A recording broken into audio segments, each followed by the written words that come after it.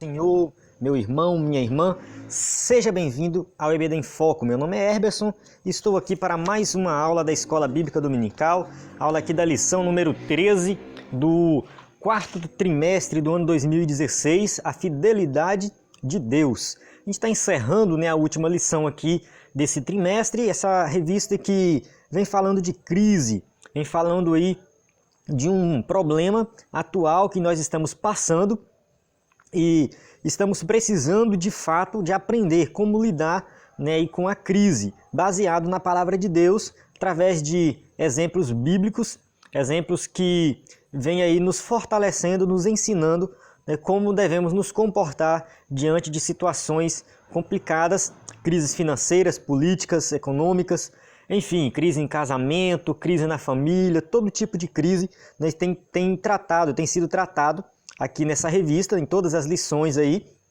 e foi muito bom esse trimestre, eu aprendi muito, acredito que você também tenha aprendido. E aqui, falando aqui um pouco do EBD em Foco, essa aula será uma aula com slide, e você pode baixar o slide a qualquer momento. Esse slide ele está disponível em PowerPoint, tem animações, fique à vontade para baixar, usar na sua igreja. E se você quiser, você pode fazer a assinatura do EBD em Foco. Você tem acesso aos slides em PowerPoint, tem acesso aos slides anteriores e tem acesso ao curso 4.6 Educação Cristã, que é um curso de capacitação de professores da Escola Bíblica Dominical. Vamos lá. A fidelidade de Deus. O textuário se encontra em Filipenses 4.13. Posso todas as coisas naquele que me fortalece. Esse versículo é muito conhecido. Acredito que todos nós aí já ouvimos ele alguma vez na vida. Verdade prática. Em Jesus Cristo, podemos superar todas as crises e andar de triunfo em triunfo. Leitura bíblica em classe se encontra em Filipenses 4, de 10 a 20. Eu geralmente não faço essa leitura e ganha tempo, Vou passar aqui e suponho que você tenha feito ela aí. Bem, deu para entender que nós vamos falar da epístola, especificamente aqui da epístola de Paulo aos Filipenses. Vamos falar da vida de Paulo como um todo, mas da epístola aos Filipenses. E essa epístola, ela é uma carta, como você queira falar, epístola ou carta, é importante você entender como se interpreta uma carta. Eu tenho uma aula lá na plataforma dos 4.6 da Educação Cristã. Eu tenho uma aula de interpretação, que é o C do conhecimento bíblico. Você precisa conhecer a Bíblia, saber interpretar a Bíblia. E essa aula de interpretação bíblica, você vai ver lá como interpretar uma carta. E eu ensino lá como interpretar uma carta, principalmente as cartas aí do Novo Testamento. Na lição de hoje, estudaremos a respeito das adversidades enfrentadas pelo apóstolo Paulo em seu ministério. Então, Paulo, ele sofreu várias adversidades. Paulo, ele passou por muitos problemas, mas apesar das dificuldades, ele pregava a palavra de Deus. Ele nunca deixou de fazer a obra de Deus porque ele estava passando por alguma adversidade. Porque ele foi preso, porque ele foi açoitado ou porque o navio afundou. Não interessa. Paulo, ele passou pelas adversidades e o mais importante de tudo é que ele passou feliz e alegre e contente. Então nós temos muito que aprender com a vida do apóstolo Paulo. A gente pode falar assim, mas era o apóstolo Paulo. Mas Paulo era igual a nós. Era pecador igual a nós, era um homem igual a nós e viveu uma época muito mais difícil do que a nossa. Então, não é porque era o apóstolo Paulo. Não, o exemplo dele serve para qualquer um e com certeza vai servir para a sua vida. A fidelidade de Paulo em meio às crises. Primeiro tópico aí, a gente vai ver aí, destemor e ousadia. O primeiro subtópico, vamos entender um pouco sobre a vida do apóstolo Paulo.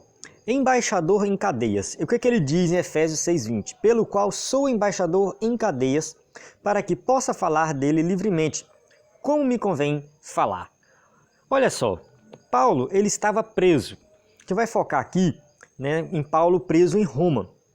E ele fala que ele é embaixador. O que é um embaixador? É o representante de Cristo. A Bíblia diz que nós somos embaixadores de Cristo. O próprio apóstolo Paulo fala isso. Nós somos embaixadores. Isso significa o quê? Que nós somos representantes de Cristo aqui na terra. Isso é ter consciência da sua missão. Paulo tinha consciência da sua missão e nós temos que ter consciência da nossa missão aqui na Terra. Cada um tem sua missão. Paulo tinha a sua missão. A missão de Paulo, ele entendeu que era evangelizar o mundo gentil. O evangelho, ele não deveria ficar somente ali entre os judeus. Os primeiros crentes eram crentes judeus e eles ficaram pregando o evangelho ali na região ali de Jerusalém. Só que Deus enviou logo uma perseguição e espalhou eles. Eles já começaram a pregar fora, mas não foram muito longe não. E Deus chamou o apóstolo Paulo, e o apóstolo Paulo entendeu que a missão dele era levar o evangelho aos gentios. Então ele levou em toda essa região. Ele fez várias viagens missionárias, levando o evangelho pela primeira vez a várias cidades, fundando várias igrejas, né, até chegar em Roma. Só que em Roma, quando ele chegou lá, o evangelho já havia sido levado para Roma e ele foi preso, né? Ele chegou em Roma preso. E a gente entende aqui que Paulo ele fez a sua missão, que era pregar o evangelho ao mundo gentil, aquele povo que vivia fora de Israel.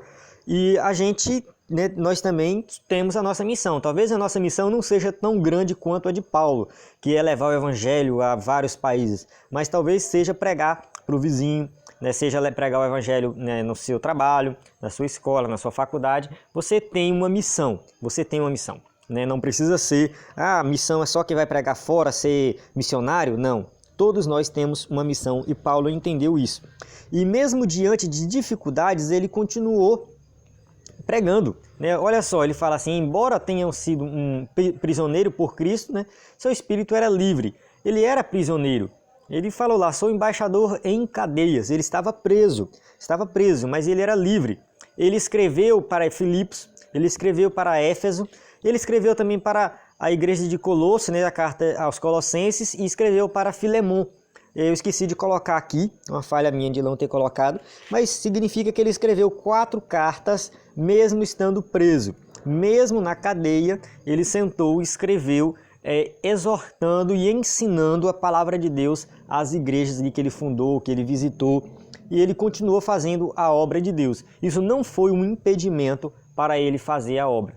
É um exemplo, continua sendo um exemplo, né? Os verdadeiros crentes em Cristo não se intimidam diante das perseguições, tribulações e crises, né? Paulo ele não deixou se abater e nós também não devemos nos abater diante das dificuldades, das tribulações, né? Porque a gente tem que ter em mente qual é a nossa missão.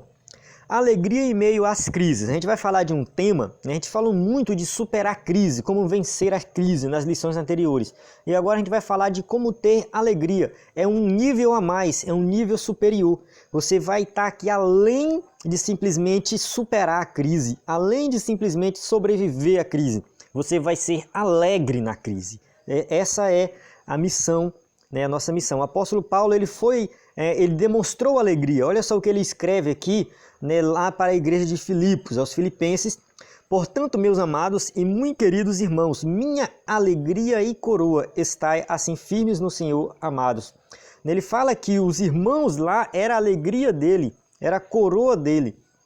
Ele tinha essa alegria, e eu coloquei esse exemplo aqui como um dos versículos que fala de alegria. Mas se você for ler a carta de Paulo aos Filipenses, existem vários versículos, vários. Eu fui lendo e fui marcando, fui sublinhando. Faça isso, é um exercício para você. Você que está aí assistindo essa aula, eu recomendo você, para esse vídeo, ou então termina de assistir e depois que terminar, pegue a sua Bíblia, leia Filipenses e vai marcando. Se você não quiser marcar a sua Bíblia, não quiser riscar, né, escreve em um papel do lado os versículos que Paulo faz referência à alegria, a estar alegre, a felicidade. Você vai ver vários versículos. O tom dessa carta é um tom de alegria. Paulo ele estava alegre e estava exortando a igreja de Filipos a ter a mesma alegria. Talvez eles estavam perdendo a alegria de servir a Deus devido às dificuldades. E Paulo estava ali tentando reanimar os irmãos, mostrando que ele, mesmo estando preso, ele tinha uma alegria, a alegria de servir a Deus. Os filipenses participavam da sua vida de modo especial, sofrendo com ele. Foi uma igreja ali que Paulo tinha um carinho muito grande e eles participavam da vida de Paulo, por isso que ele fala minha alegria e coroa, ou seja, coroa simboliza algo muito importante. O sofrimento do cristão. O crente sofre? Será mesmo que o crente sofre? Ou o crente só tem que viver na vida boa, na bonança, na prosperidade? O que Jesus falou? No mundo tereis aflições. E o apóstolo Paulo foi um exemplo vivo disso. Mas Jesus falou também, né? Tende bom ânimo. Eu venci o mundo, vocês também podem vencer. Olha só, Jesus venceu. A gente fala assim, mas Jesus era Jesus. Mas olha só a missão dele, morrer. Você também não tem essa missão de morrer. Você não tem a missão de ser sacrificado. Todo mundo sabemos que iremos morrer. Mas Jesus sabia o momento da sua morte e como seria a sua morte. Mas ele estava cumprindo ali a sua missão. E ele venceu o mundo. Jesus também, ele tinha um corpo como o nosso. Ele cansava, ele sentia fome, ele sentia dificuldades, Jesus suava, Jesus sentia sede. Então Jesus ele era humano, ele era divino, mas ele também era humano. E ele passou por muitas dificuldades, e assim como ele passou, nós podemos passar. O apóstolo Paulo foi um exemplo disso. Então o crente, ele sofre. Muita gente acha que não. Muitos atualmente não admitem mais que os crentes sofram. Muitos falam, né? Pare de sofrer, você não nasceu para sofrer. Isso, e aquelas pregações ali triunfalistas que falam de sofrimento. Mas a gente tem que entender que no mundo nós vamos ter aflições. O pecado, né, manchou aí a humanidade e todo mundo sofre as consequências do pecado. Afinal de contas, nós somos pecadores. Fomos lavados e remidos no sangue de Cristo, mas temos a natureza pecaminosa e pecamos muito e pagamos o preço pelo nosso pecado. Então nós vamos sofrer sim, não existe essa de crente não sofre. As crises que Paulo enfrentou não roubaram a sua alegria e não fizeram dele um homem amargurado. Quantas pessoas a gente conhece por aí que vivem amarguradas por causa da crise, por causa das dificuldades? A gente conversa com uma pessoa, ela só conta desgraça. Tudo que ela fala, isso está ruim, isso não presta, minha vida está ruim, minha vida financeira está ruim, minha vida no meu casamento está ruim, com o meu relacionamento com meu filho está ruim, tudo só conta coisa que não presta. E Paulo não era assim. O que ele fala aqui, Filipenses 1,12? Eu quero, irmãos, que saibais que as coisas que me aconteceram contribuíram para maior proveito do Evangelho. Olha só, as coisas ruins que aconteceram na vida de Paulo, de ter sido açoitado, preso, e está lá preso em Roma, ele falou, não, isso aqui contribuiu, foi algo bom. Olha só, ele via nas crises, ele via nas dificuldades uma oportunidade, porque ali ele pregava o evangelho para aqueles que jamais teriam oportunidade de ouvir. A guarda pretoriana era uma guarda, um conjunto de soldados que estavam ali vigiando ele, e ele tinha a oportunidade de pregar para esses soldados. Então contribuiu, foi o maior proveito do evangelho e ele animou muitos crentes com essa alegria que ele tinha mesmo estando ali preso. Não permita que as crises enfraqueçam a sua fé e roubem a sua alegria. Não deixe isso acontecer. Muitas vezes a crise pode vir na nossa vida e nos deixar fraco e desanimado, mas a gente tem que espantar isso, não deixar isso acontecer, e viver com alegria, porque a palavra de Deus diz, portanto não vos entristeçais, porque a alegria do Senhor é a vossa força. Olha só, não fique cabisbaixo, triste, desanimado, isso não vai resolver o teu problema. Você tem que ter alegria, você tem que ter alegria. E como que você vai ter essa alegria? Através aí do Espírito Santo na sua vida, confiando que Deus vai te abençoar, confiando na sua missão, cumprindo aquilo que Deus te chamou. Se você fizer isso, você vai ter alegria, você não vai ficar triste, porque você sabe que mesmo os problemas vieram ali contribuir para alguma coisa na sua vida. Você não descobriu naquele momento, mas que você vai saber, vai. O apóstolo Paulo descobriu o motivo das dificuldades e dos problemas que ele passava. E quando ele descobriu isso, a vida dele não teve mais amargura nem tristeza, só teve alegria. Isso pode acontecer com você também. Descubra o seu propósito, a sua missão, que você vai saber que tudo que acontece, mesmo que seja ruim, é um propósito de Deus para a sua vida. A alegria do Senhor é a vossa força. Servindo a Deus em meio às crises. Vamos lá. Mesmo preso, Paulo não parou de pregar. Ele estava preso, mas ele pregava para o povo. Ele recebia visitas, ele pregava para a guarda. Então ele pregava o quê? Um evangelho poderoso, mais poderoso do que cadeias e grilhões. Era o evangelho do Cristo, morto na cruz e ressuscitado. Não era qualquer evangelho, não era um evangelho mercantilista, não era um evangelho que falava só de cura, só de vitória, só de bênção, mas era um evangelho de salvação. O verdadeiro evangelho era esse evangelho que ele pregava. Ele não parou de fazer isso. E ele deu muito testemunho na prisão, porque ao estar preso, ele mesmo assim ele escrevia, a gente já viu isso, que ele escrevia para as igrejas e ali ele demonstrava o que? Ânimo. Quando ele escrevia suas cartas e mostrava ânimo, ele mostrava coragem, ele mostrava ousadia, tudo isso era transmitido para a igreja, porque as suas cartas eram lidas ali na igreja e Paulo contava tudo que ele passava ali na cadeia, e todo o ânimo dele, toda a coragem, toda a ousadia de pregar o evangelho, tudo isso era transmitido e a igreja era edificada, mesmo Paulo estando preso, e ele transmitia tudo isso para a igreja, nesse testemunho dele, e deixava a igreja muito mais edificada e fortalecida. Paulo ele rejeitou a autopiedade, né? Não tem como a pessoa fica sofrendo e fala, não, estou sofrendo porque tem que sofrer mesmo. Ele falou, não, por mim o viver é Cristo e morrer é ganho. Né? Morrer para ele o que é que ele diz? Mas se o viver na carne me der fruto na minha obra, não sei então o que devo escolher. Olha só, se o viver é Cristo, porque ele vai pregar o evangelho, e morrer é ganho, porque ele vai para o céu, receber o seu galardão. Mas se ele fala, se o viver na carne me der fruto, não sei o que eu escolho. Será que eu prefiro ficar aqui pregando o evangelho e ganhando alma, ou eu vou logo para o céu receber meu galardão? Mas de ambos os lados estão em aperto, tendo o desejo de partir e estar com Cristo, porque isto é ainda muito melhor. Então, esse sofrimento não era um sofrimento de autopiedade, mas ele sabia o que ele estava fazendo. Ele sabia que tudo isso é porque ele estava pregando o evangelho e quando ele chegasse no céu ele ia receber um galardão. A gente muitas vezes não pensa nisso. A gente reclama, mas se nós começarmos a pensar no céu, irmãos, acabou o problema, né? Porque lá é maravilhoso, né? É bom demais, não tem os problemas. O apóstolo Paulo tinha consciência disso e ele tenta transmitir isso para nós. Abnegação ante sofrimento. A disposição de Paulo em sofrer pelos cristãos de Filipos. Declaração de fé e serviço a Deus. O que ele fala aqui em Filipenses 2,17? E ainda que seja oferecido por libação sobre o sacrifício e serviço da vossa fé, folgo e me regozijo com todos vós. Olha só, ele fala assim, ainda que seja oferecido por libação. O que é libação? Libação era o derramamento de algum líquido, geralmente era vinho, óleo e até mesmo leite, como um ato de culto a Deus. A libação era praticado ali entre os judeus quando eles faziam o holocausto, né? Eles ofereciam uma oferta a Deus de holocausto e depois derramava ali um líquido, geralmente era vinho.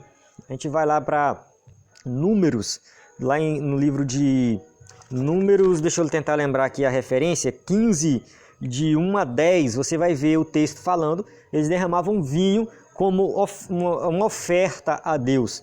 E ele usa, né, essa metáfora para mostrar que ele estava disposto a oferecer a sua vida e sangue como oferta perante o Senhor.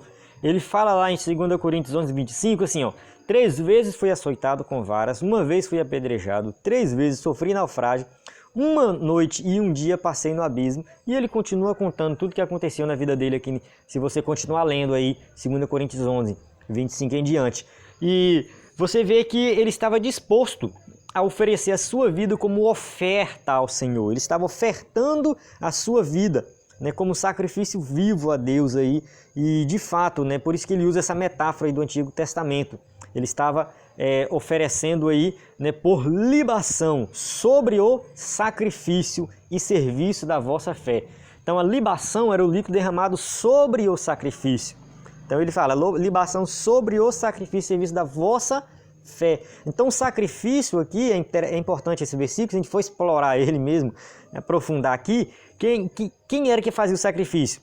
né, era o quê? Era o serviço da vossa fé, fé dos irmãos. Ele está escrevendo para a igreja. E ele seria essa última, né, esse derramamento de a libação, ele seria a última oferta. Nem seria de fato o sacrifício, mas ele seria a última oferta. Ele estava oferecendo a vida dele, né, como oferta a Deus, depois do sacrifício.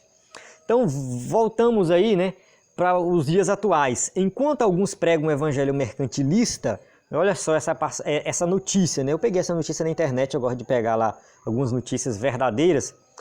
Diz assim, o bispo de Macedo diz que a Bíblia prega a prosperidade como um direito do cristão. Eu vim para que tenham vida com abundância. Olha só, isso era um vídeo, um texto referente a um vídeo, e tinha um texto também escrito lá, além do vídeo, e o conteúdo lá é essa: eu vim para que tenham vida com abundância. Só que qual é a interpretação desse suposto pastor aqui? Né? Qual é a interpretação dele? É que a vida com abundância é vida próspera no sentido financeiro. É você ter dinheiro, ter carro e ter um emprego bom, isso e aquilo. Isso é a vida com abundância que ele vê nesse versículo. Só que quando a gente lemos o contexto desse versículo, Jesus diz que veio dar vida com abundância, não é vida financeira com abundância. Não, essa não é a vida que Jesus veio dar. É a vida eterna, é a vida eterna. Vida eterna com Cristo, comunhão com Deus. Isso é que é ter vida com abundância. A pessoa está lá, tem dinheiro, tem prosperidade, mas se ela não tiver comunhão com Deus, ela não tem nada. Ela é um pobre lascado, tem nada. O outro pode ter uma casinha cair nos pedaços, uma bicicletinha cair nos pedaços, mas está lá servindo a Deus e é fiel a Deus. Esse sim tem vida com abundância, não aquele outro que está lá na riqueza, mas vive em depressão. Então, a gente tem que entender que esses pregadores mercantilistas, eles não estão pregando o verdadeiro evangelho. É um evangelho falso e muitos têm seguido esse evangelho falso. Não estou dizendo que todos os seguidores que estão lá estão perdidos. Não, talvez tenha alguém lá que realmente crê em Jesus de verdade e é salvo. Mas muitos estão indo atrás lá desses grandes mercantilistas, pregadores mercantilistas, através mesmo procurando mesmo prosperidade. E se talvez encontra ou não sei, mas a vida com abundância que Jesus ofereceu não é essa não. Eles não vão achar ela lá. A vida com abundância será encontrada no verdadeiro evangelho. E outros dão a vida pelo evangelho. 11 cristãos são mortos a cada hora por causa de sua fé. A gente vê pelo mundo aí países que perseguem os cristãos, que é difícil pregar o evangelho.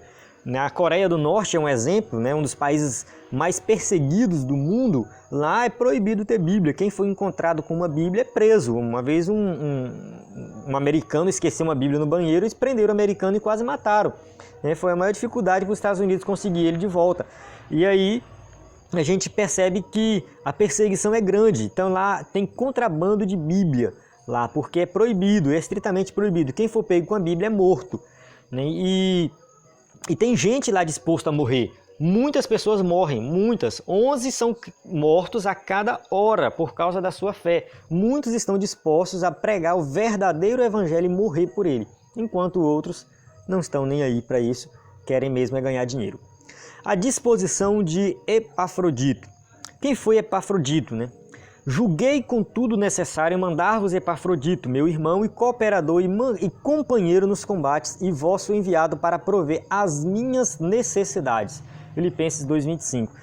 Epafrodito, ele foi enviado da igreja ali de Filipos até Paulo, e ele levou um presente, levou uma oferta, não sei, levou alguma coisa para Paulo, e Paulo escreveu a carta e mandou ele entregar essa carta de volta. Então ele era um exemplo de servo, ele estava pronto, sempre pronto a servir. Era longe, era uma viagem longa, viagem feita de navio. Se fosse por terra dava também, mas era mais difícil ainda.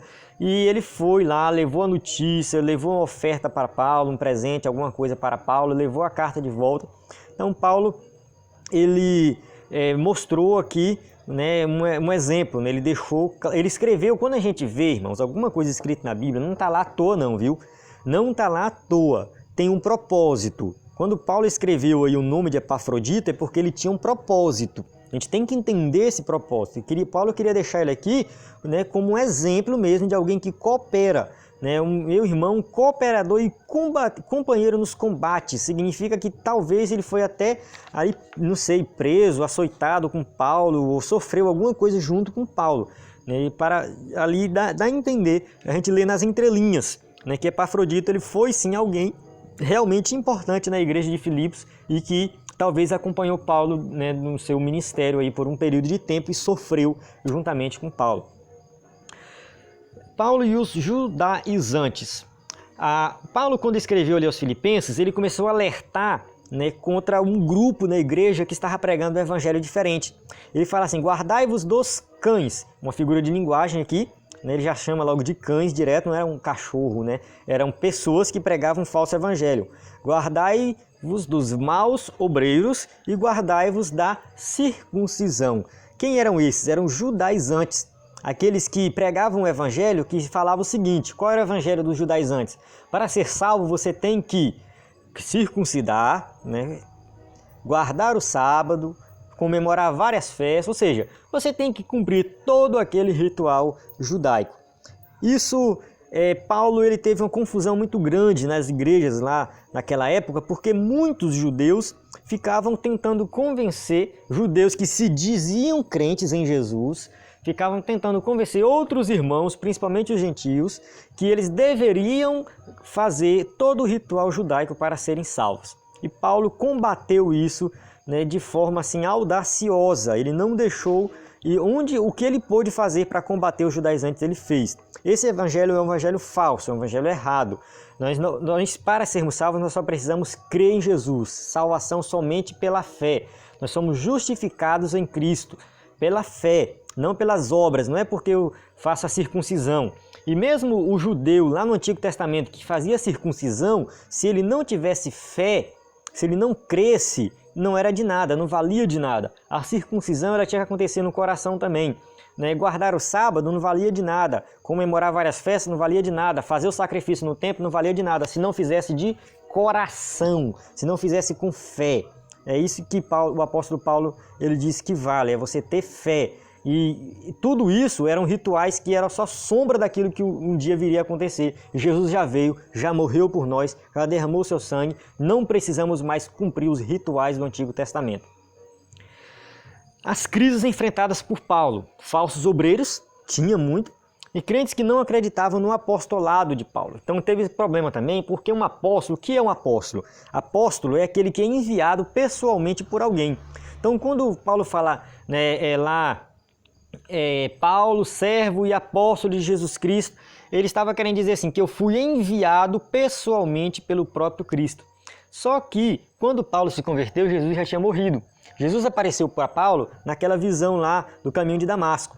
E ele se considerava o menor dos discípulos, o menor dos que serviam, porque ele foi por último. Ele fala que ele veio como um filho abortado, né? Ele veio por último. Ele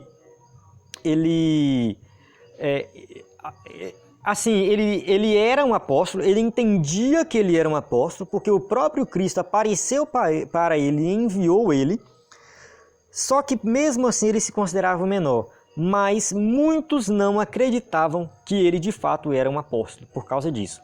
Porque para ser apóstolo tem que ser enviado pessoalmente por alguém. Essa palavra apóstolo, né, é enviado por, né, alguém. E tem gente que se auto-intitula apóstolo hoje. Não, isso não, teologicamente falando, não é correto. Não é correto falando de teologia, porque, né, o apóstolo ele tem que ser enviado pessoalmente. E hoje não tem ninguém que viu Jesus pessoalmente. Então ninguém pode ser considerado apóstolo. Só existiu apóstolo naquela época lá, na época de Cristo, que Jesus enviou pessoalmente. Ali sim existia apóstolo. E Paulo de fato foi enviado, né, pessoalmente por Cristo, e ele defendia o seu apostolado. Mesmo assim muitos não acreditavam. E ele fez isso porque ele, né, em Jesus ele venceu todas as dificuldades. Essas perseguições que ele sofreu, tudo isso. Falsos obreiros, judaizantes, pessoas que não acreditavam no seu apostolado, tudo isso ele venceu o quê? Em Cristo. Em Cristo, em Cristo. Ele colocou Jesus na frente e ele venceu todas as crises. Aprendendo a vencer as crises. A crise da falta de firmeza espiritual. Paulo exorta a igreja de Filipos. Ele fala assim: portanto, meus amados e muito queridos irmãos, minha alegria e coroa, estáis assim firmes no Senhor, amados. Se ele está falando para ficar firme, é porque eles estavam passando por algum problema que não estavam deixando eles firmes. Talvez fosse algum problema financeiro que a igreja estava passando. Dá a entender isso. Se você ler a carta de Paulo aos Filipenses na sua totalidade e tentar entender nas entrelinhas o contexto histórico da carta, provavelmente a igreja estava passando por uma crise financeira. E o apóstolo Paulo fala: estai o quê? Firmes. A gente só manda alguém estar firme se a pessoa não estiver. Então Paulo está falando para estar firme, por quê? Porque tinha alguma coisa atrapalhando eles a estarem firmes. A crise da desarmonia. Evódia e Sintique, ele fala assim: rogo a Evódia e rogo a Sintique que sintam mesmo no Senhor. E peço-te também a ti, meu verdadeiro companheiro, que ajudes essas mulheres que trabalharam comigo no Evangelho, e com Clemente e com os meus outros cooperadores, cujos nomes estão no livro da vida. É importante aqui ver que ele cita o nome de algumas pessoas. Ele cita aqui Evódia e Sintique, cita Clemente, e ele fala de outros cooperadores, fala que o nome está no livro da vida. É importante isso aqui no livro da vida, porque diz a história que no passado a cidade de Filipos ajudou Roma a vencer uma guerra. E o nome de todos os habitantes da cidade foram escritos numa placa e colocado lá em Roma, no Senado romano. Então lá no Senado romano tinha um local onde ficava o nome dos habitantes de Filipos do passado, há muitos anos atrás. E isso era motivo de orgulho para eles. E quando Paulo fala aqui, escrito no livro da vida, ele está falando: não importa quem tem um nome escrito lá no Senado romano, na placa lá de bronze, isso não interessa, o importante é o nome de vocês estar escrito no livro da vida. E isso é só uma observação, um parêntese aqui. Mas o foco aqui é Evódia e Sintique. Evódia e Sintique, provavelmente elas estavam tendo alguma desavença. Eram pessoas importantes para a igreja, porque Paulo citou elas, senão ele não teria citado, e estavam de desavença. Isso era um problema para a igreja, trouxeram um problema, porque como eram pessoas importantes na igreja e tem uma confusão, gera todo aquele desconforto em toda a igreja. E isso trouxe o quê? Divisão para a igreja. Se uns podiam apoiar uma, outros podiam apoiar outra. Então isso aqui são algumas suposições que a gente faz, algumas inferências por causa que a gente está lendo a carta, mas a gente não sabe o que Epafrodito falou para Paulo quando ele foi. E Paulo, ele responde, e a gente só vê a resposta de Paulo. A gente só vê a resposta. Então a gente não sabe qual era o problema, o que estava acontecendo com essas duas mulheres. A gente só vê um lado, não vê o outro. Isso é um pouco difícil para nós. Mas dá a entender que isso trouxe divisão e quebraram a autoridade apostólica. Então isso foi um problema para a igreja e o Paulo tinha que resolver. E na carta ele escreveu lá mais ou menos como que deveriam resolver esse problema. Vencendo as crises. Contentar com o que tem. Olha o que o apóstolo Paulo fala. Sei estar abatido e sei também ter abundância. Em toda maneira e em todas as coisas estou instruído, tanto a ter fartura como a ter fome, tanto a ter abundância como a padecer necessidade. Filipenses 4,12. Isso é interessante. O apóstolo Paulo chega aí, já no final da carta, ele começa a falar isso aqui para animar a igreja, exortar a igreja. Exortar significa dar um ânimo. E ele estava querendo ali que a igreja entendesse que não importa a situação, não importa se você está passando fome ou se você tem abundância. Você tem que saber viver em qualquer situação. E Paulo ele fala: eu sei ter abundância e sei passar fome, tanto faz para mim. Eu aprendi a viver em qualquer situação. E aí que ele chega naquele versículo: tudo posso naquele que me fortalece. E tudo posso o quê? Eu posso pular de um prédio, eu posso me endividar? Não. Tudo posso suportar. É isso que ele quis dizer. Tudo posso suportar naquele que me fortalece. Não importa a situação que eu passo, não importa o que acontece na minha vida. tudo posso suportar naquele que me fortalece. Essa é a mensagem que ele está passando para a igreja. E Paulo, ele aprendeu muito no seu ministério. Muito. Ele passou por vários problemas. Ele diz assim: até esta presente hora sofremos fome e sede, e estamos nus, e recebemos bofetadas, e não temos pousada certa, e nos afadigamos trabalhando com nossas próprias mãos. Somos injuriados e bendizemos, somos perseguidos e sofremos, somos blasfemados e rogamos. Até o presente temos chegado a ser como o lixo deste mundo e como a escória de todos. 1 Coríntios 4, de 11 a 13. Então a gente vê aqui também uma outra passagem que ele fala de problemas que ele passou, mas tudo isso gerou aprendizado para a vida dele. Tudo isso fez com que Paulo crescesse na vida espiritual, porque ele aprendeu a viver em qualquer situação. A alegria de Paulo, sua alegria e contentamento resultava na comunhão do apóstolo com o Senhor. Não importa o que aconteça, se você tiver comunhão, você vai ser alegre. Paulo, qual era a alegria dele? Ele está pregando o evangelho, escrevendo às igrejas, ou seja, ele estava ali fazendo a obra, realizando milagres em nome de Jesus. Era isso que Paulo fazia, era isso que alegrava o coração dele. Não adianta a pessoa ficar triste e desanimada e passar pela crise e se isolar. Se ela se isolar é pior, ela tem que sair mesmo, dar a cara a tapa, vamos dizer assim, e partir para fazer a obra, para trabalhar, não adianta ficar parado, estou desempregado, estou sem dinheiro, estou isso, estou aquilo, aconteceu problema comigo, com minha família, com meu filho, não adianta. Você tem que partir para cima e fazer a coisa acontecer. O apóstolo Paulo não ficava desanimado quando ele era preso, quando ele era açoitado. Ele era solto e depois ele ia pregar de novo, porque isso era a alegria dele. A gente encerra aqui essa aula. Aprendemos muito, eu aprendi bastante nesse conteúdo aqui. E o que a conclusão diz aqui? Vou ler aqui a conclusão. O contentamento de Paulo diante das crises era resultado da sua comunhão com Deus. Olha só o segredo dele. Por que Paulo era feliz na crise? Porque ele tinha comunhão com Deus. Ele aprendera com o Senhor a se contentar em toda e qualquer circunstância. Que possamos seguir o exemplo de Paulo e aprender com o Senhor a ter paz e contentamento mesmo enfrentando uma crise. Olha, eu sei viver bem em fartura, sei viver bem sem fartura, com fome. Sei viver bem estando solto, sei viver bem estando preso. Isso era o que o apóstolo Paulo falava. E nós temos que aprender a fazer o mesmo. Viver bem em qualquer situação. O que é viver bem? É ter comunhão com Deus.